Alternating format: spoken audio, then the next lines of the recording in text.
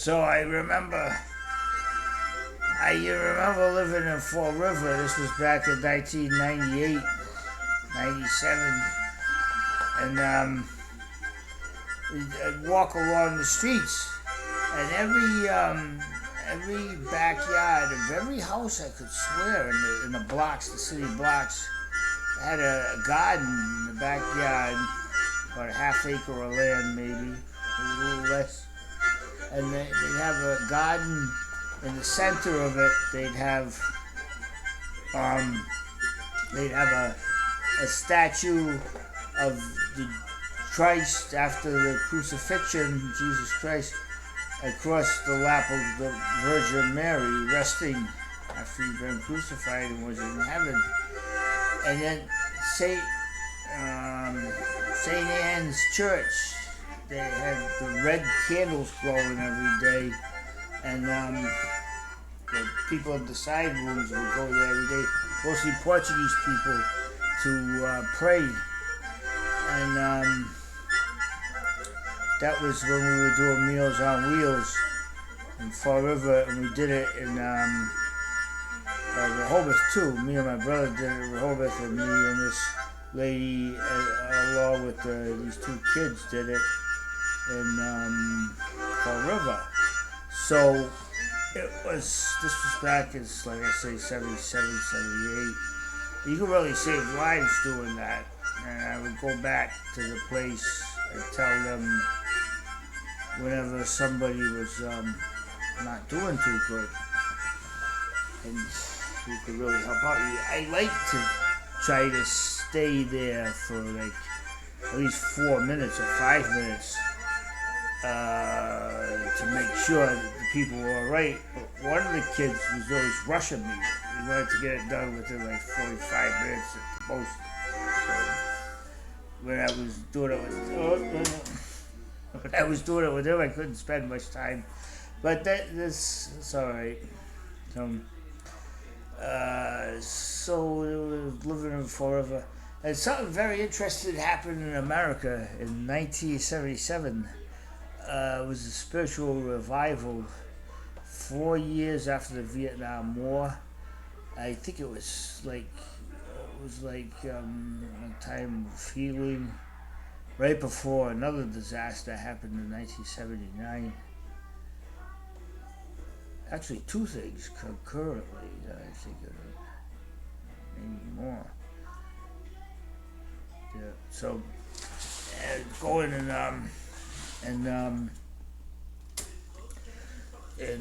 1977, there was born-again Christianity, which they had a big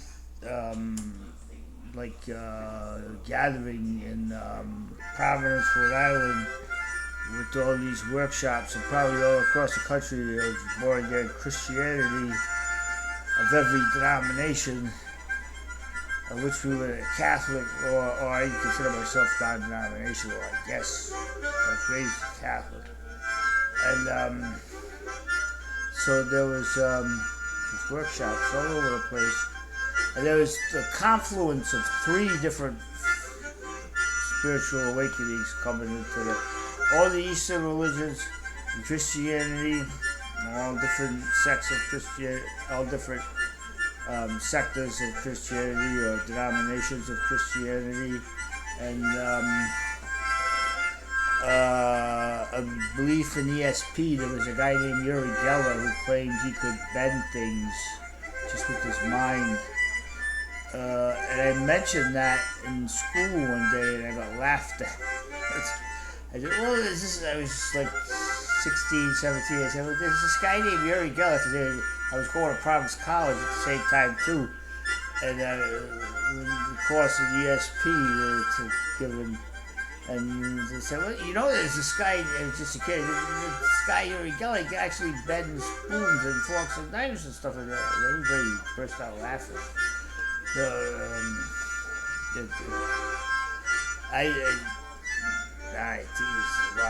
was a lot of hogwash. All those people that died from, was it passing across, stuff like that? And so they had that big, the Civic Center was filled with the Christian revival in 1977. And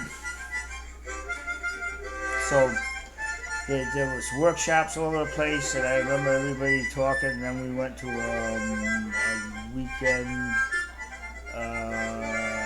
outing. And then later on came to be revealed something very terrible about the priest. I won't go into that. But the one in the church in Providence. But, so we would go, this lasted for about 4 days probably, the festival. And there was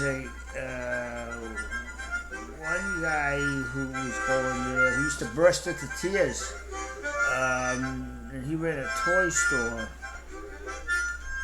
And something happened, well, I don't know if I want to get to that, but something happened where he had to go to jail for a while, and he became a Christian, got his sentence reduced. Awesome, just to try to get the truth, but he shall remain nameless.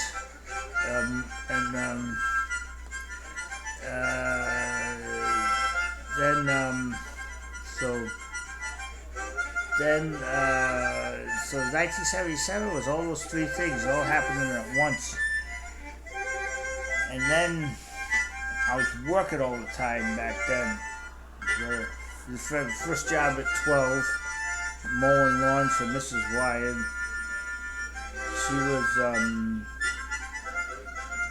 She was Christian too. She was a firm Republican, and she loved President Nixon. And then I had been raised my whole life a Christian, Catholic in particular. I was always treated well by the priests, Father Duffy and all the other priests I had. And Father Pat Harrington and Sister Harrington, they were like the saints.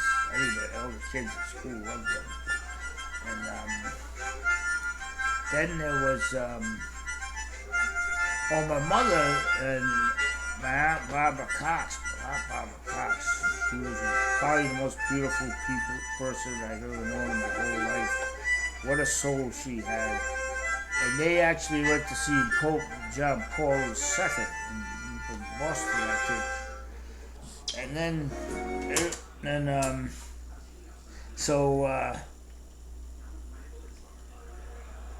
1979, a terrible thing happened. Terrible.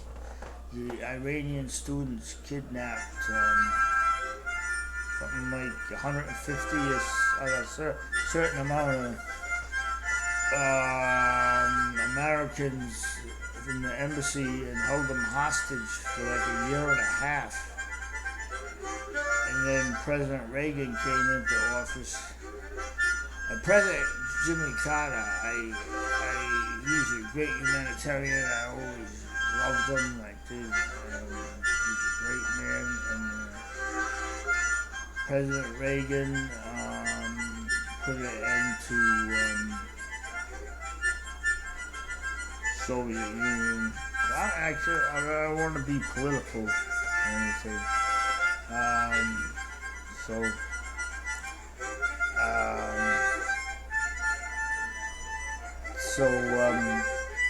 We were raised Christian the whole time, and I'd write Christian songs and stuff. And also kind of science fiction tinged songs. They're on, I just started a blog. I think I'm just going to write a straight autobiography. And then when I was 17 during the summer, I was working like 70 hours a week. I go to, on the highways, picking up trash with a group of Vietnam, Korean War veterans, and then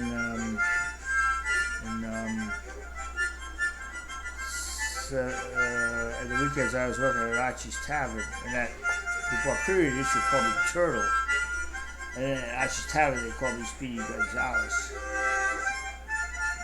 So And so now when I was going to the church in Providence, I think I said this before, there was like 30 people on the altar. And I'm saying, I'm not going up there. I'm not going next to too shy, and I was here, I was like 16, 17 years old. So something actually said in my mind, well, it must have been the Holy Spirit.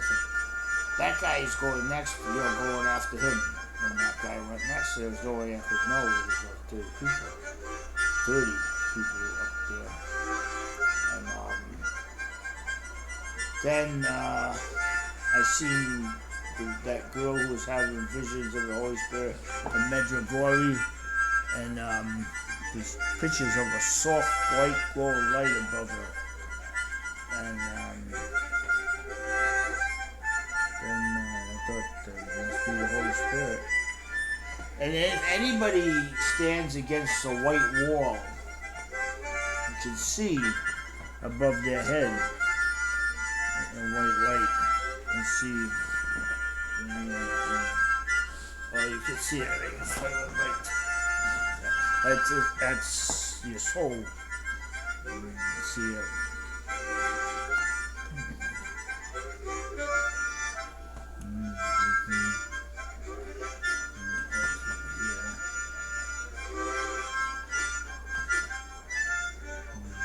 It's not. You see it better over here, so we should go by head. Right there, as well as that. Then, when I was in, well, my brother, much loved brother, and much loved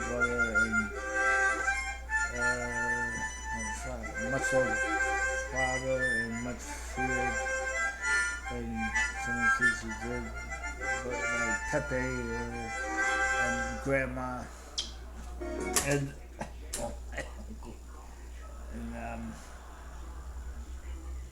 so I hope anyway, at least Mrs. Byers, at least Joyce Byers listens to this. I probably won't get any views.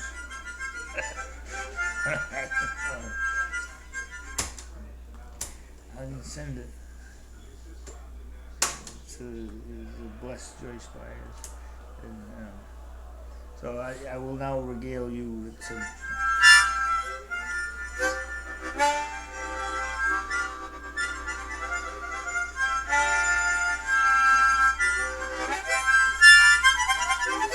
Now you might wonder how.